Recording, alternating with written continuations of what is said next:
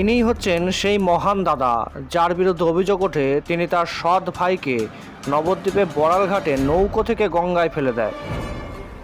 উল্লেখ্য, গত শনিবার রাতে জন্মদিনের কেক কিনতে যাওয়ার নাম করে নবদ্বীপ ব্লকের চর মাঝদিয়া চর ব্রহ্মনগরের কপালীপাড়া এলাকার বাসিন্দা জয়দেব বিশ্বাসের 5 বছরের শিশুকে নিয়ে নবদ্বীপে যাওয়ার নাম করে বাড়ি থেকে বের হয় তার দাদা সুমন দত্ত।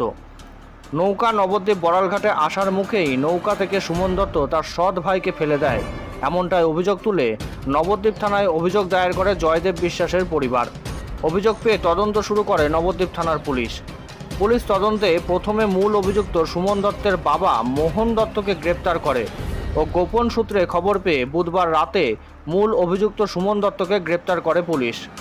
ঘটনা প্রসঙ্গে নবদ্বীপ থানার আইসি জলেশ্বর তিওয়ারি জানান, ঘটনার অভিযোগ পেয়েই তদন্ত শুরু করে নবদ্বীপ থানার পুলিশ। পাশাপাশি নিখোঁজ শিশুটির খোঁজে নবদ্বীপ থেকে শান্তিপুর পর্যন্ত বিপর্যয় মোকাবিলা দপ্তরের টিম দিয়ে তল্লাশি চালানো হয়, কিন্তু এখনও শিশুটির খোঁজ মেলেনি।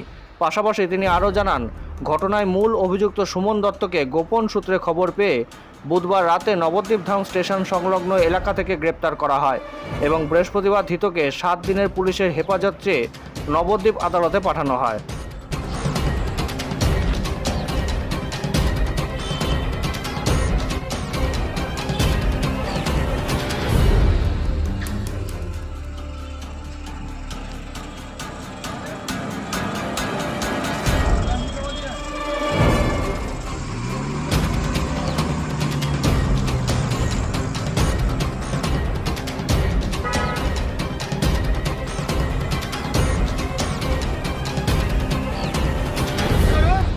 চলো লাগবে না, কাউকে লাগবে না, ওরা একাই যথেষ্ট।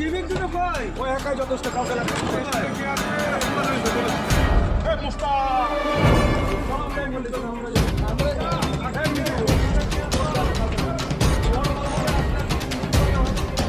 আমরা খবর পাওয়ার পরেই যথারীতি আমরা কাল পর্যন্ত গঙ্গাবক্ষ একদম পুরো শান্তিপুর পর্যন্ত আমাদের ডিজাস্টার ম্যানেজমেন্ট এবং আদার্স নৌকা দিয়ে আমরা খোঁজ করেছি।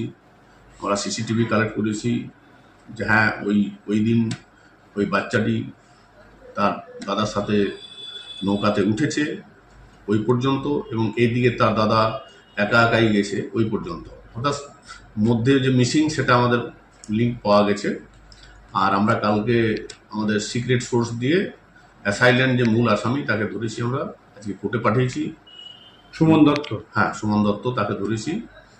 আর আমরা তাকে 7 দিন রিমান্ড প্রেয়ার করে কোর্টে পাঠিয়েছি।